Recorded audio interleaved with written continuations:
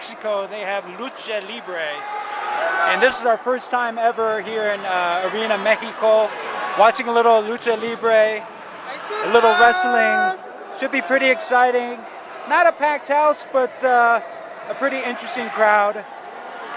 Maybe I have to buy a mask after this. Who knows? And a cape.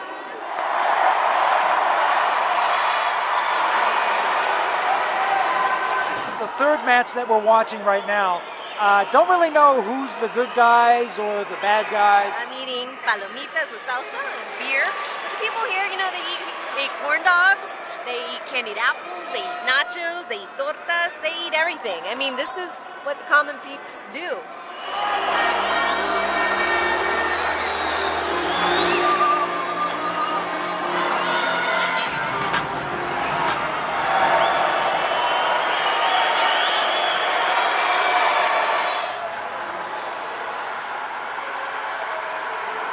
Oh, I can't even get it on. Here it is.